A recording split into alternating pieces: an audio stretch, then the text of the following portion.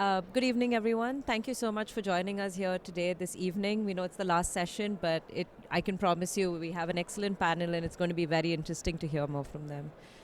We're joined together for the networking session on assessing AI risks and impacts, safeguarding human rights and democracy in the digital age. We will be moderated by Professor David Leslie, who is the Director of Ethics and Responsible Research Innovation at the Alan Turing Institute and Professor of Ethics, Technology and Society at Queen Mary University of London. He will be introducing the rest of the panel. But to everyone joined here today and online, my name is Smera Jayadeva. I'm a researcher at the Alan Turing Institute, and I'm very proud to say I have supported in helping publish and develop this human rights impact assessment framework that we've done with the Council of Europe. So now I'll turn it to David to introduce us to this panel. Great, Smera, can you hear me? Am I just give me an acknowledgement that you can hear me, and I'll keep going. Good. Okay. Okay. So thank you so much, Smera. I am very thrilled to be here with you. Just to say, our team at the Turing has been really involved with this process dating back to 2020 when the ad hoc committee on artificial intelligence was really doing the initial steps to building a feasibility study that would come to inform what now is the framework convention, the treaty that is aligning human rights, democracy, and the rule of law with AI. And I'll just also say that really this is the adoption of the Hudiria methodology, which has just happened this past month, is really a kind of historical moment in a time of change and where so much of the activities in the kind of international AI governance ecosystem are yet to be decided. And so this is really a kind of path-breaking outcome, I would say. In fact, I was just thinking about it over the years in being at the Council of Europe plenaries where we've really talked through some of these governance measures. It was early 2021, I want to say, where we first took a question about foundation models and frontier AI. So that, I mean, we can just imagine, you can just imagine that rich conversation about governance challenges has been going on at the Council of Europe's venue in Strasbourg for a number of years now. So I'll also just quickly say the Hudiria itself that has been developed through the activities of the Committee on Artificial Intelligence and all the member state and observer states, it really is a unique anticipatory approach to the governance of the design, development, and deployment of AI systems that anchors itself in basically four fundamental elements. We've got a context-based risk analysis, which provides a kind of structured approach initially to collecting and mapping the information that's needed to understand the risks of AI systems, in particular, the risks they pose to human rights, democracy, and the rule of law. It really focuses in on what we call the socio-technical context, so the environments, the social environments in which the technology is embedded. It also allows for an initial determination of whether the system is the right approach at all, and it provides a mechanism for triaging more or less involving governance processes in light of the risk of the systems. There is also a stakeholder engagement process, which proposes a approach to enable engagement as appropriate for relevant stakeholders, so impacted communities, in order to sort of amplify the voices of those who are affected and to gain information regarding how they might view the impacts and in particular contextualize and corroborate potential harms. Then there's the third sort of module, if you will, or the third element is a real risk and impact assessment, which is a more full-blown process to assess the risks and impacts that are related to human rights, democracy, and the rule of law in ways that really both integrate stakeholder consultation, but also really ask the how questions and try to think of downstream effects in a much more full-blown way. And then finally, there's a kind of a mitigation planning element which provides steps for mitigation and remedial measures that allow for access to remedy and iterative review. And all as a whole, the HUD area also stresses that there's a need for iterative revisitation of all of these processes and all of the elements of HUD area, insofar as the both the innovation environment, so the way that the systems are designed, developed, and deployed, both that is very dynamic and changing, but also the broader frame, the broader social and legal, economic, political contexts are always changing, and those changes mean that we need to sort of be flexible and continually revisit how we're looking at the governance process for any given system. So with that, let me now then introduce our first uh, panel speaker, and that is Mr. William Diab, who is chair of the ISO IEC JTC 1 SC42. So just a wonderful a standards development organization or set group of them that are doing great work on AI standards. And he'll address the role of AI standardization in safeguarding human rights, democracy, and as well as cover some of the existing and upcoming standards on these issues. So I'll turn it over to you. Go ahead. Thank you, David, and thank you for the warm introduction. I'd like to thank you also for the invitation to present on this panel. My name is Weil, and as David mentioned, I chaired the Joint Committee of ISO and IEC on artificial intelligence. Um, and so I'm going to give you a brief flavor of what we do. Just to quickly acknowledge, it's not just me that does this. We have a pretty large management team.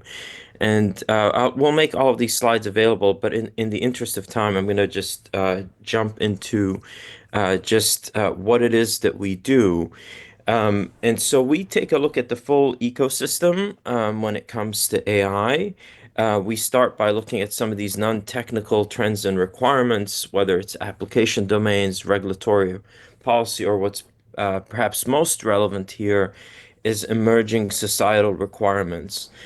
Through that, we assimilate the context of use of the technologies we cover, and then what we do is we provide what we call horizontal and foundational projects on artificial intelligence. And I'll talk a little bit more about examples, but I want to point out that the story doesn't stop there. We have lots of sister committees in IEC and ISO that focus on the application domains themselves that leverage our standards. We work with open source communities and others. So we are part of the ISO and IEC families. Our scope is we are the focal point for the IT standardization of AI, and we help other sister committees in terms of looking at the application side. We've been growing quite a bit, so we've published over 30 standards and have about 50 that are active. We have 68 countries, so the way we develop our standards is by one country, one vote principle, and about 800 unique experts that are in our system. I would also like to note that we work extensively with others. We have about 80 liaison relationships, both internal and external. And I'll show a slide at the end. We also run a biannual workshop that's complimentary. The way we're structured is we currently have 10 major subgroups, five of which are joint with other committees, and I'll show what we do.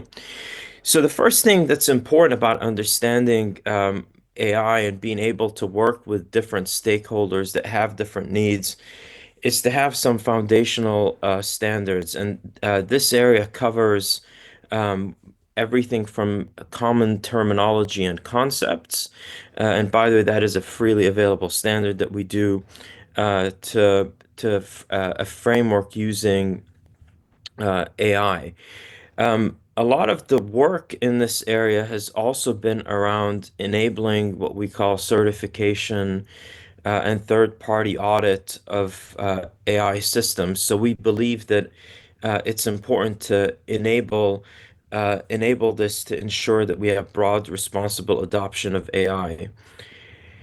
Um, Another big area for us is around data. So data, as many people know, is at the cornerstone of having a responsible and quality AI system.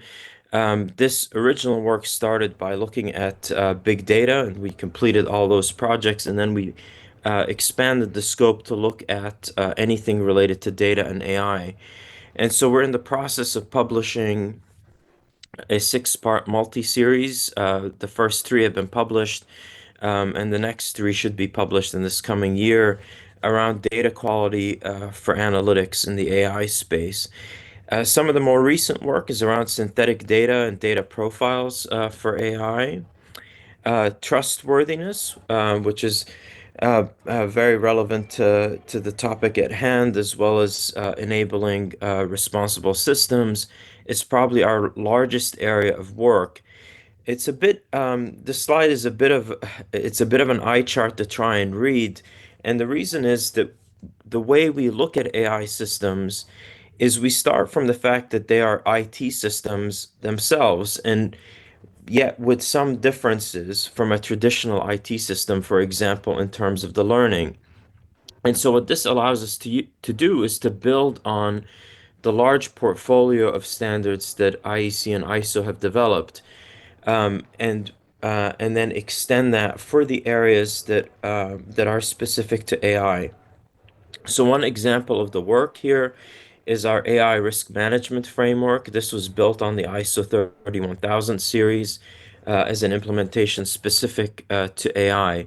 But other things that you might see bolded on this chart are things that you might hear in every day. So making something controllable, explainable, transparent, and what we do is then take those concepts and translate them into technical requirements. A colleague of mine had put this together to indicate where societal and ethical issues lie in terms of the direct impact versus, things that are further away. And I thought it was a great slide because everything in yellow really maps into what we're doing today. So when it comes to societal issues and concerns, we deal with them in two ways. The first is through dedicated projects that are directly around this area. And again, using use cases to translate from some of these non-technical requirements down to technical requirements and prescriptions on guidance how to address them, as well as integrating it across of our entire portfolio. So for instance, when we look at use cases, we ask what some of the ethical and societal issues are. We don't do this alone. We do this in collaboration with a number of international organizations. Um, in terms of use cases and applications, it's important for us to be able to provide horizontal standards. And as I mentioned, we've collected over 185 use cases, and we're constantly updating this document. But we also take a look at the work from the point of view of an application developer, whether it's at the uh, technical development side or at the deployment side, and we have standards in this area. We've also started to look at the environmental sustainability aspects as well as the beneficial aspects of AI, and a big portion of our new work is around human-machine teaming. Computational methods are at the heart of AI systems, and we have a large portfolio of work here. Our more recent work has been focused around having more efficient training and modeling mechanisms. Governance implications of AI. So this is looking at it from the point of view of a decision maker, whether it be a board or an organization, and answering some of the questions that might come up. We do a lot of work around testing of AI-based systems. This is another joint effort for us, and we have a multi-part series focused on testing, verification, and validation. In addition to the existing work, we're looking at new ideas around things like red teaming. Health informatics is a joint effort with ISO TC 215, and this is really taking us into the healthcare space, trying to assist them in building out their roadmap. in addition to the foundational project that we've got, we are also looking at extending the terminology concepts for this sector, which may serve as a model for other sectors as well as looking at enabling certification for the healthcare space. In terms of functional safety and AI systems, this is the work around enabling functional safety, which is essential for sectors that consider safety important. This is being done jointly with IEC SC65A. Natural language processing is around everything to do with language, and it goes beyond just text, and this is becoming increasingly important in new deployments. And last but not least, we have started a new joint working group with the ISO Casco group that does certification and conformity assessment to look at conformity assessment schemes. Sustainability is a big area for us, both in terms of looking at the sustainability of AI and how AI can be applied to sustainability. I'm going to skip to just this slide. One of the important things is to allow this idea of a third-party certification and audit in order to ensure broad responsible adoption. So this picture shows you how a lot of our standards come together in order to enable this. And so ISO IEC 42001, which if you're familiar with 27001 cybersecurity, or ISO 9001 is built around the same concepts, allows us to do this. And just quickly wrapping up, just to allow time for my other co-speakers, just to sum up, we're looking at the entire ecosystem. We're growing very rapidly. We work with a lot of other organizations, and it's an excellent time to join. We also run a biannual workshop that typically looks at 4 tracks applications. So one of our recent one was looking at transportation. We look at beneficial AI. We look at emerging standards and also what some of the emerging technology and requirements are. With that, I hand it back over to the moderator. Thank you very much. Thanks so much, Phil. That was a brilliant presentation, and it just shows how much work on the concrete side of how the devil's in the details, and we need to really work on the details. And also, just to say, the Huderia that we've just adopted, this is the methodology, and as we move on in the next year or so, we'll be working on what we call the model, which really gets into the trenches and explore some of those areas that you just presented, thinking also about the importance of alignment and ensuring the kind of standards are aligning with the way that we're approaching this on the international governance level. So our next speaker is Tetsushi Hirano, the Deputy Director of the Global Digital Policy Office at the Japanese Ministry of Internal Affairs and Communications. And Hirano Sensei will offer us his perspective on AI and its impacts on human rights and governance, both in Japan and internationally. Tetsushi, the floor is yours. Thank you, David. And I'm very pleased to participate in this important session following the successful adoption of the Huderia methodology. And I sincerely hope that this pioneering work will promote this new type of risk and impact assessment and facilitate the accession of the interested countries to the AI Convention. Speaking of Japan, Japan has been developing its own AI risk management framework since 2016. And this year we released the AI guidelines for business, which took into account the results of the Hiroshima AI process for the advanced AI systems as well. And I see some similarities and differences between the Japanese guidelines and the Huderia. Starting with the similarities, both are based on the common human-centered values and also pay attention to the different contexts of AI life cycles. While Huderia provides a model of risk analysis of the application, design, and deployment context, the Japanese guideline differentiates these aspects from the perspective of AI actors. Namely, the guidelines provide a detailed list of what developers and deployers and users are recommended to do respectively. According to our analysis, this is one of the features of our guidelines compared to other frameworks. But despite this formal difference, Fidelia and the Japanese guidelines go in the same direction in the analysis. So we are hoping to contribute to the further development of Fidelia technical document plan for 2025. And the next is the difference, and this is also a strong point of the Fidelia as far as I can see.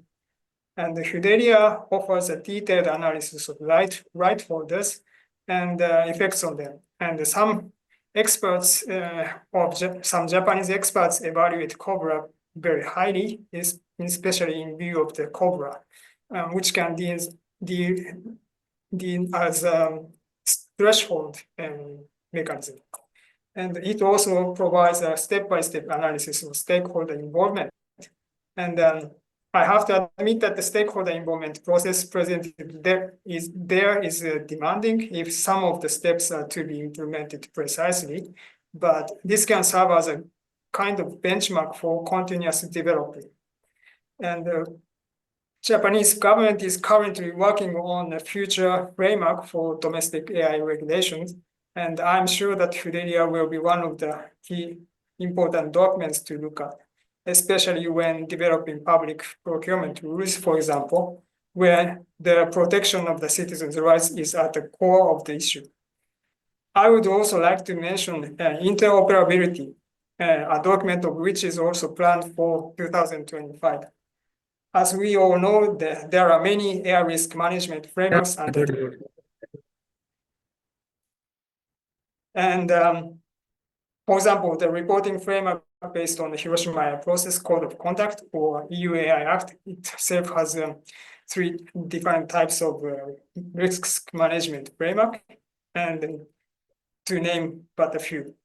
The interoperability document may highlight the commonalities of these frameworks as well as their respective strengths, which can facilitate mutual learnings between them. In particular, there are documents that only address advanced AI systems, and we will have to think about what kind of impact, for example, synthetic content created by generative AI can have on democracy, also in the meetings of the future meetings of the AI Convention. And finally, I would like to address the future role of conference parties to the AI Convention. As a pioneering work in this field, Fidelia is expected to become a benchmark. However, it is also important to share knowledge and the best practices with concrete examples, as this type of risk and impact assessment is not yet well known. This, together with the interoperability document, will help interested countries around the world to join this convention. Thank you. Thank you so much, Tetsushi. And I'll just say that the support of the Japanese government across this process has been absolutely essential to the innovative nature and the success of the instrument. So just a real deep thank you there. Speaking of which, I have the pleasure of introducing Matt O'Shaughnessy, who is Senior Advisor at the US Department of State's Bureau of Democracy, Human Rights, and Labor.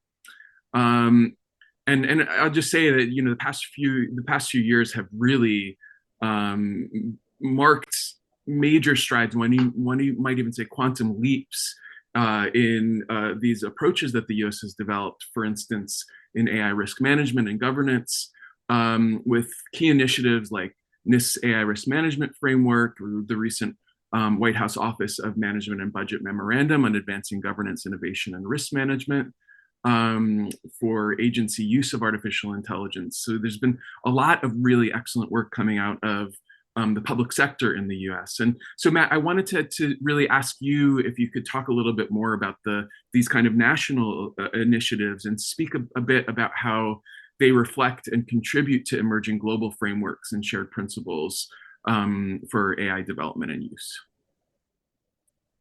Thank you so much, David, and it's great to be here, even just virtually. So you asked about the NIST AI Risk Management Framework and our White House Office of Management and Budget memorandum on government use of AI. Maybe I'll say a few words, kind of being an overview of each of those, and then talk kind of about how they interact and inform our international approach to AI. So both of these documents take a similar approach. They're both flexible. They're both very context aware, directed specifically at how particular AI systems are, designed and used in particular contexts. And they both aim to, promote innovation, of course, while also setting out concrete steps that can help effectively manage their risks. So I guess let me start with the NIST AI Risk Management Framework. So this is our general risk management framework that sets out steps that are applicable to all organizations, whether they're private entities or government agencies who are developing or using AI. So the AI risk management framework describes different actions that organizations can take to manage risks of all of their AI activities. A lot of those are relevant to respect for human rights. So for instance, it describes both technical and kind of more systemic governance steps that can help manage harmful bias, discrimination, mitigate risks to privacy.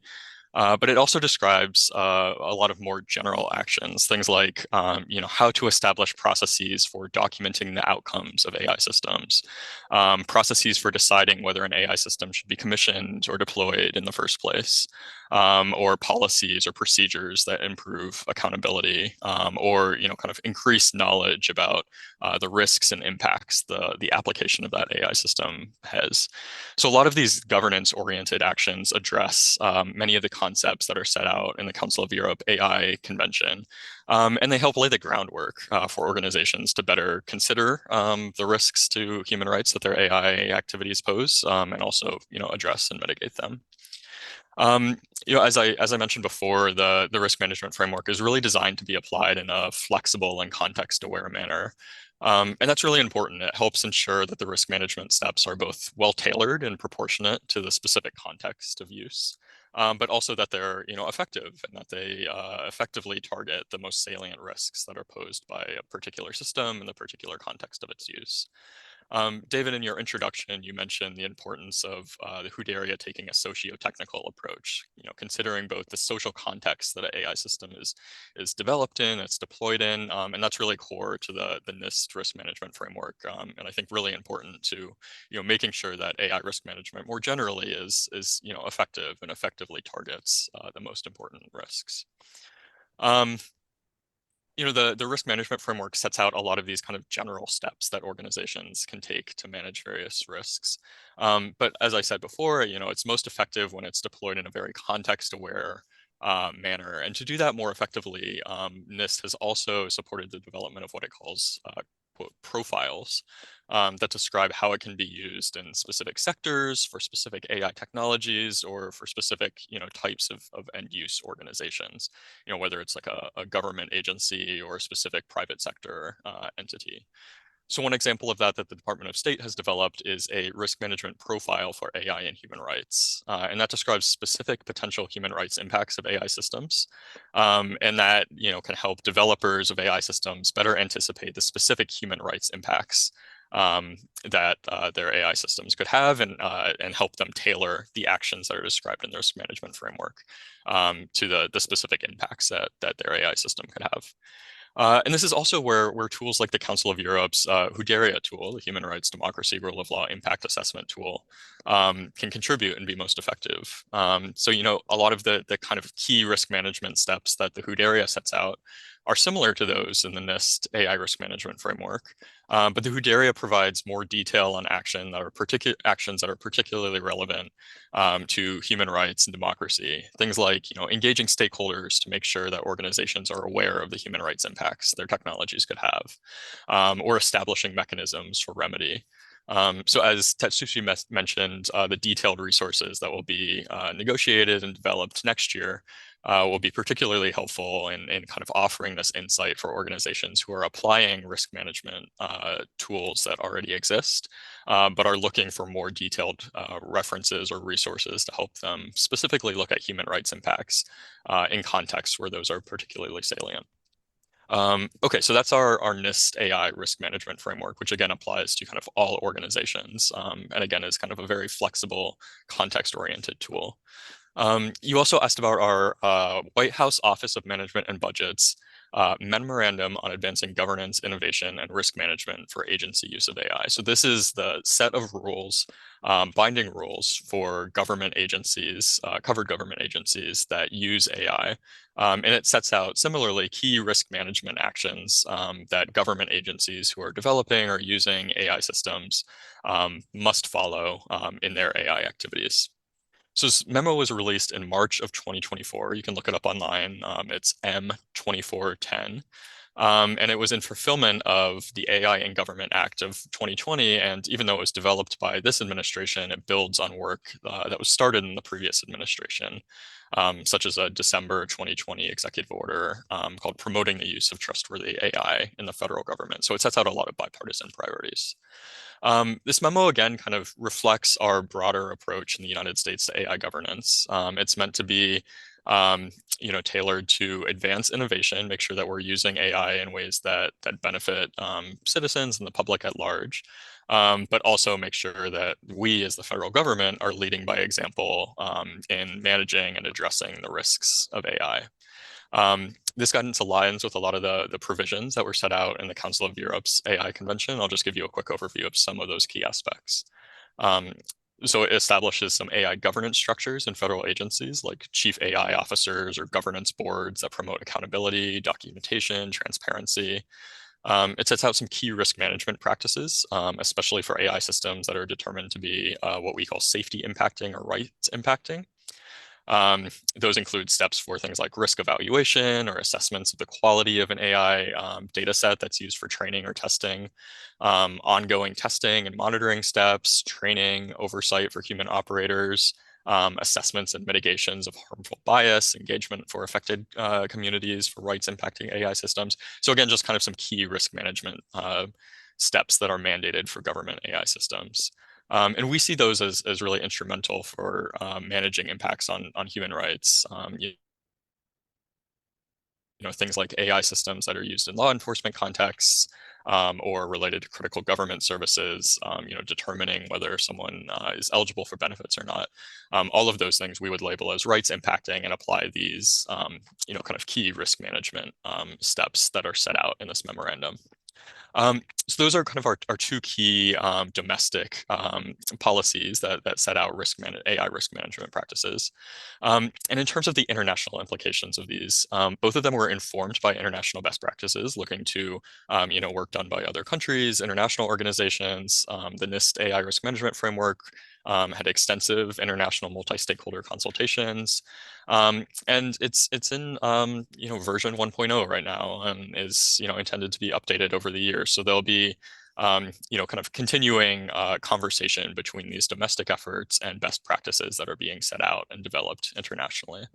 And in turn, both of these domestic products inform our international work. So both the Council of Europe's SUDERIA and recent OECD projects have drawn from the AI risk management framework. It's informed the work of standards developing organizations like ISO, IEC, and several countries are continuing to work with NIST to develop crosswalks of their own domestic guidelines with the RMF, which helps ease compliance and aid interoperability. So both of these things kind of lay the groundwork for all of our international work on, safe, secure, and trustworthy AI, whether it's in the Council of Europe's AI Convention, whether it's our UN General Assembly resolution on AI or our Freedom Online Coalition joint statement on responsible government practices for AI. And we're looking forward to, over the next couple of years, continuing to see how this conversation evolves and the conversation on AI risk management continues to develop. I'll end there and turn it back over to you, David. Thanks again. Thanks, Matt, and also just to say, Matt's presence in Strasbourg has been a huge boon for the as we've tried to sort of develop the SUDERIA over the months and years, so just also a thank you for that continuing commitment to that process. I think it's been really important to have everybody speak and share insights in the room at the Council of Europe. So I'd like to now introduce Clara Nepel, who is Senior Director at IEEE Europe. Clara has been at the very forefront of driving initiatives that address the ethical and societal implications of emerging technologies. IEEE is one of the world's largest technical organizations, has been instrumental in developing frameworks and standards for responsible AI use for a number of years now, and it's always had a strong focus on risk management. The IEEE's work on risk management provides practical tools and methodologies to ensure that these AI systems that are being developed are robust, fair, and aligned with societal values. And so Clara will share with us insights into into this work and into how it's contributing to our to sort of the broader AI governance ecosystem. And I think you're there, Clara, in person. So go ahead. Yes. Yes, thank you, David. Thank you also for the kind introduction. Yes, we were also very active in the Council of Europe as well as in the OECD and other international organizations.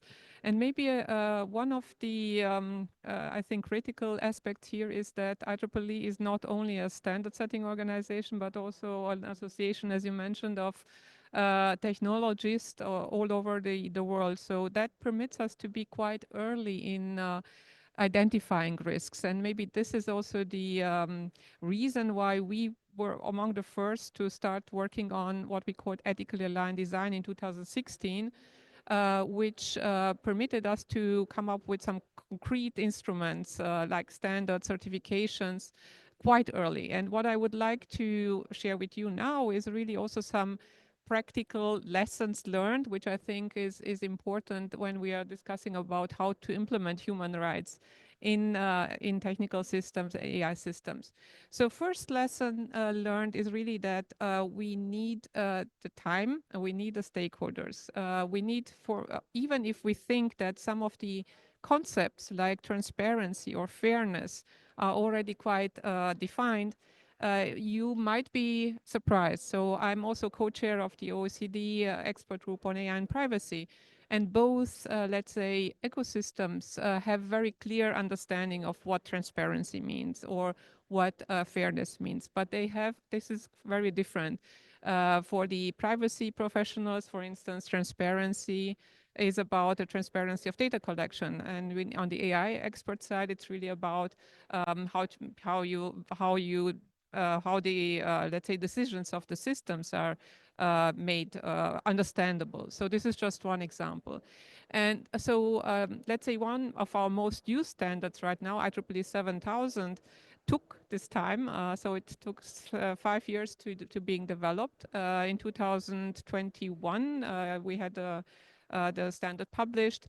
And since then, there are a lot of, let's say, lessons that we would like, because it was really worldwide deployed.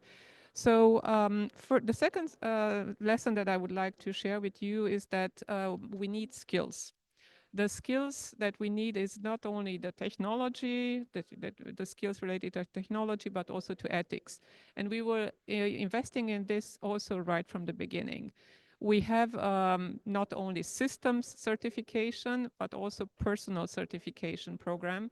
Certification of assessors, and we can say now that we have more than 200 assessors worldwide that are certified by IEEE. We have a training program which reaches from Dubai, as I just heard today, to Korea, South Korea, and obviously in Europe. So we have, let's say, this worldwide network of assessors that also, let's say, have a certified way of understanding of what human rights and ethics is.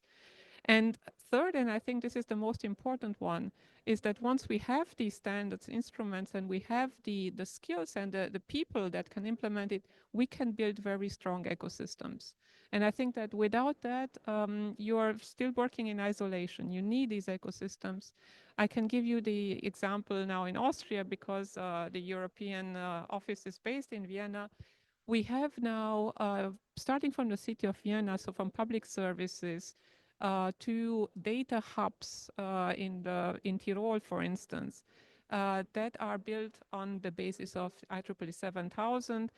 which that means that already the data governance, let's say, is according to ethical principles, and then all the applications that are running on this data hub are also required to fulfill the same requirements. And this permits to have these ecosystems which in the end builds, let's say, the foundation of what we want to achieve with human rights. I think what the Huderia methodology concerns, the standard was a human rights first approach, and this was also acknowledged by the Joint Research Center of the European Commission that made the analysis of existing standards on human rights with the AI Act, and acknowledge that IEEE standards are very close to what is being required with respect to human rights. It is about stakeholder engagement, if you want, so it's about a recipe about how to engage stakeholders, how to understand the values of the stakeholders. And I would like maybe to bring here also an aspect which I think is very often not seen. So very often we are focusing on transparency, on fairness, and so on. But there are human rights that are not in the existing frameworks, like dignity. And we have in 7000 all these aspects, so all these values that are being analyzed. And once they are at risk, because it's a risk-based approach, then there is a clear methodology on how to mitigate those risks with translating it into concrete system requirements or organizational methods.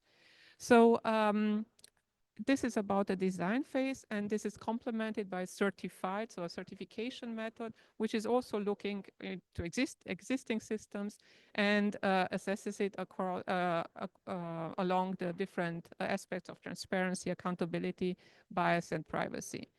Last but not least, I would like to mention that we are now also in the process of scaling, let's say, the certification system. We are working with VDE from Germany and Positive AI from France to develop trust label, AI trust label, which would include the seven aspects of human agency and oversight, technical robustness and safety, privacy and data governance, transparency, diversity, and social and environmental well-being. Just to the last one, for the environmental well-being, we just started a working group on the environmental impact of AI to clearly define the metrics that are being used for the environmental impact, including also inference cost, and not only in energy, but also, for instance, data usage. We are doing this in also together with the OECD. So I think that's a first overview of what we're doing. Thank you. Thanks, Clara. And I mean, it's really important to note here as well that you know, making these approaches usable for people is such a priority. And one of the things I think that that lies ahead of us is really making the human rights, the range of human rights that are of concern and risk assessment accessible to people, and being able to translate them out so that people can actually pick up, you know, the various approaches to risk management and really, if you will, operationalize a concrete approach to understanding and assessing the impacts on those rights. So I'll now introduce Mr. Myung-Shin Kim, who is Principal Policy Officer at LG AI Research and an IEEE certified authorized lead assessor. LG AI Research really focuses on innovation in AI that is responsible and that's developed and deployed safely and ethically. And I think you know, an important dimension of that is risk governance and addressing bias mitigation and ensuring transparency and accountability. So, Mr. Kim, I'm wondering if you could share LG AI Research's perspective on specifically on AI risk governance. How does your organization approach managing these risks?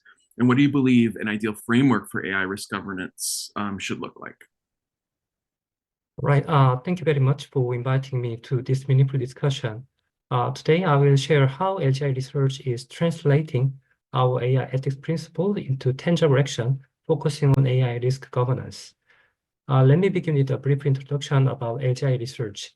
Established 4 years ago, our mission is to provide advanced AI technologies and capabilities to LG affiliates, such as LG Electronics and LG Chemical.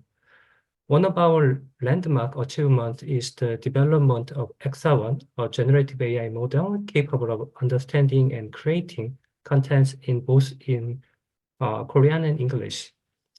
EXA-1 has achieved performance on par with global benchmarks, demonstrating its competitive edge in the international AI landscape.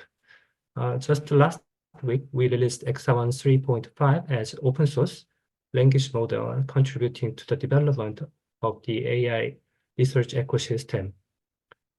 Beyond AI technology, LGI research places a strong emphasis on adhering to AI ethics throughout the entire life cycle of AI system.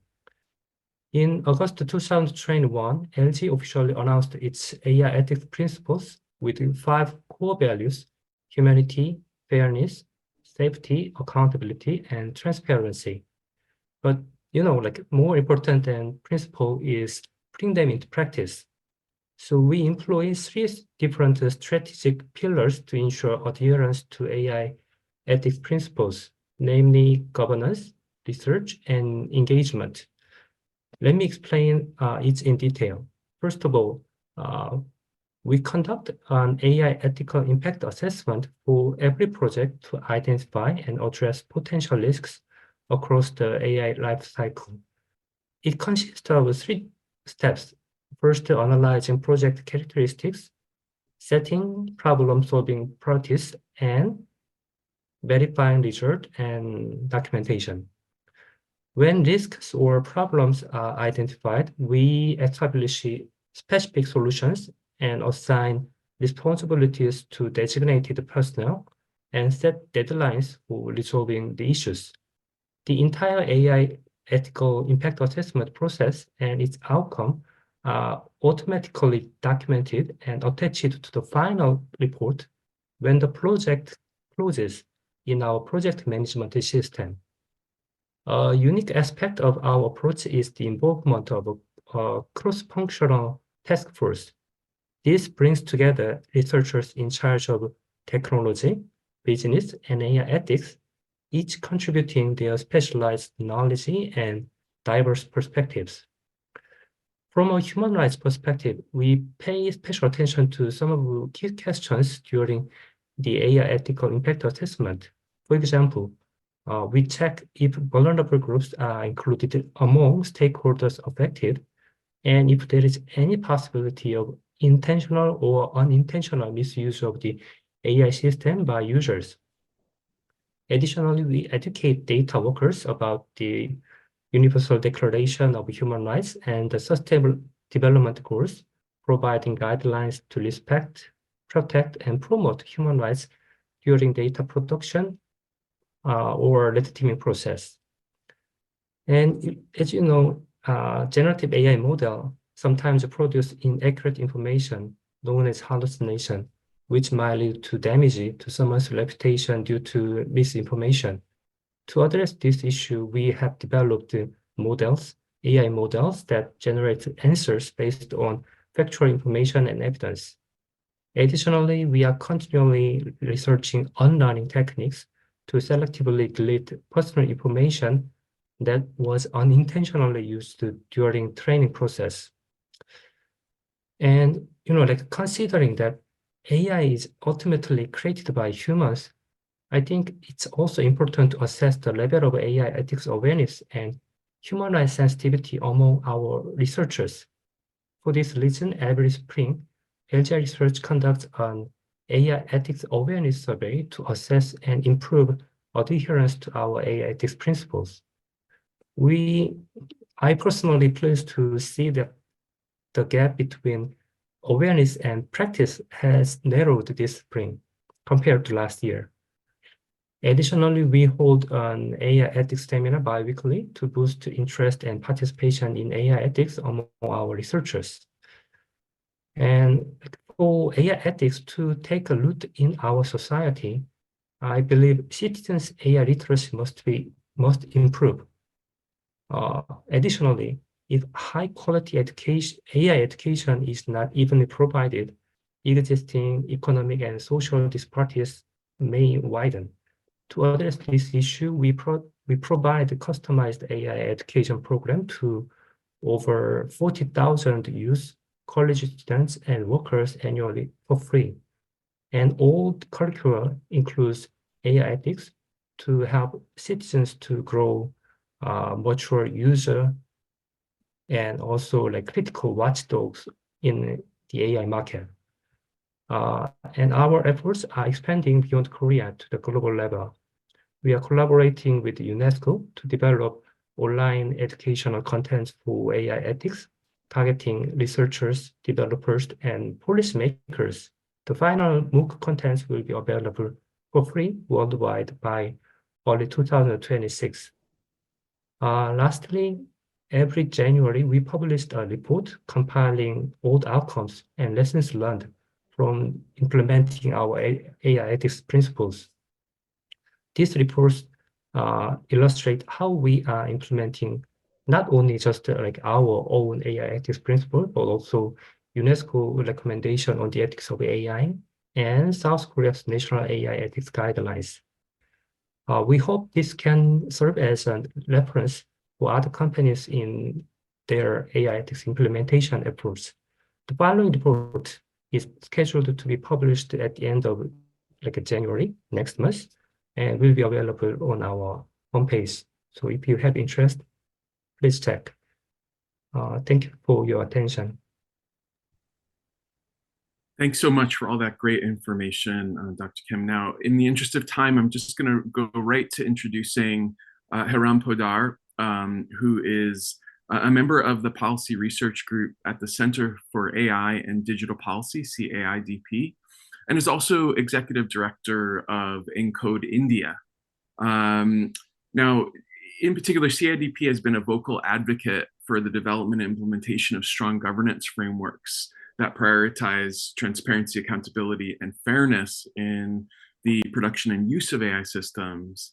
And it's an organization that's also deeply engaged in policy analysis and stakeholder collaboration, emphasizing the need to safeguard human rights and democratic principles in the face of rapid technological transformation. So, Hiram, given your work with CAIDP, could you share some thoughts on how NGOs can contribute to creating good governance guardrails for AI?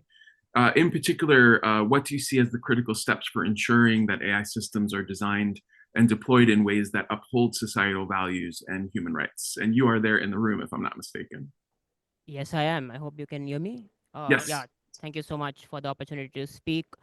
CIDP has been indeed a very vocal advocate. All of the work we do is grounded in policies to uphold human rights, democracy, and the rule of law. Ultimately, for NGOs, it's all about advocacy through engagement with the due process in terms of public voice opportunities which might come up and bringing in as much of a public voice as possible. Just a few minutes ago, my co-speaker was just speaking about how all rights are not often covered. Sometimes there are contexts which are overlooked, unfortunately. So really, kind of CSOs and NGOs can be that bridge between the on-ground implementation or on-ground risks and how the public is feeling and the policies which are being developed, whether it be at the COE or whether it be the NIST frameworks and so on. Um, Highlighting specific actions CIDP has taken. We have been very vocal in the advocacy for the ratification of the Council of Europe AI Treaty. We think it prevents global fragmentation. It aligns everyone's national policies to global standards. And we've recently released statements to the South African presidency for the G20 to ratify the treaty, to the US Senate to ratify the treaty. We also, bring in voices, as I was talking about earlier. One of our key members in our global academic network is Encode Justice, which is a youth organization focused on AI risks, making sure that AI works for everyone and that AI is safe for any kind of future generations, that they do not inherit any kind of malicious AI that might impact human rights. Quickly jumping onto specific actions in terms of design and development. That was a very interesting question, by the way. Um, at CIDP, we have something called the Universal Guidelines on AI. We just recently celebrated the 6th anniversary of the UGI principles, as we like to call it. And what we would like to see most is, having clear red lines in whatever policies governments put out, in terms of prohibiting use cases that are not based on scientific validity, in terms of use cases that might be adversely impacting certain groups or impacting again, human rights, democracy, and the rule of law. We see some kind of early examples of high risk use cases, for example, in the EU AI Act, things like biometric surveillance or social scoring, and so on.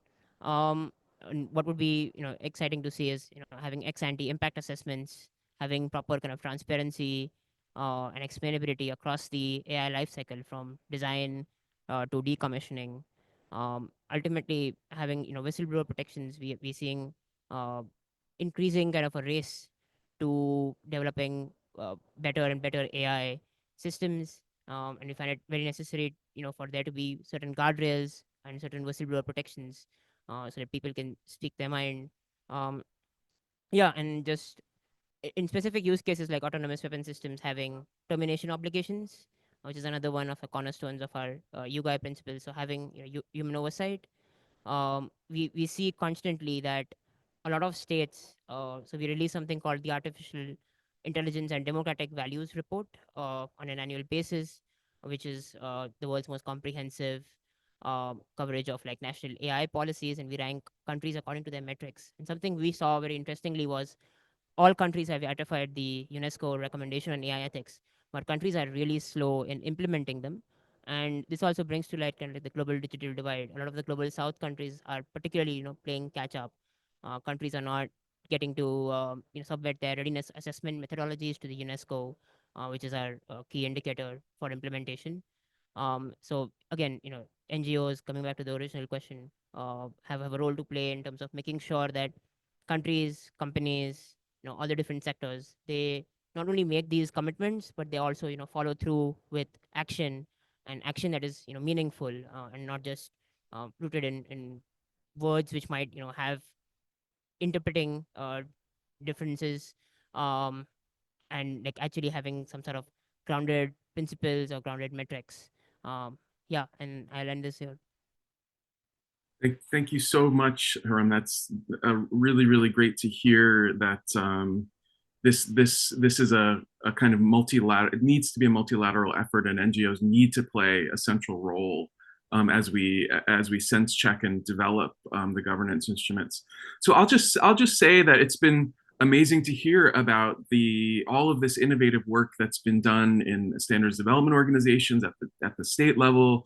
The work of the Council of Europe, I think, is, it's been out ahead on many things, and all is hearing about all this innovative work really just reminds me that actually, we talk a lot about move fast, break things, right? But I think, on our end of things and hearing about all this work, we need to think about move fast and save things. We need to be out in front of some of the way these technologies are developing. So to close here, I want to just maybe turn back to Smera and ask if you had any closing observations. Yes, all I would say is it's so fantastic to hear from everyone who's joined us here today. I think so many excellent points about stakeholder engagement, the role of civil society being a part of it, being ahead of the curve and identifying some of those risks, skills development as well, which was mentioned. So I think all of this develops a really good and strong ecosystem. And when you use tools like the Hood area methodology in this space to identify risks and introduce impact mitigation measures, then we can see how we can, as you said, David, move fast and save things. So I think on that note, I'll send back to you. Okay, wonderful. So just again, one more thank you to all of our speakers. We are striving to finish on time, and thank you so much to all the important comments and information that were shared today. So I wish you well from the southeast of England, and I hope you have a nice time who are physically there in Riyadh. at the rest of IGF. Take care.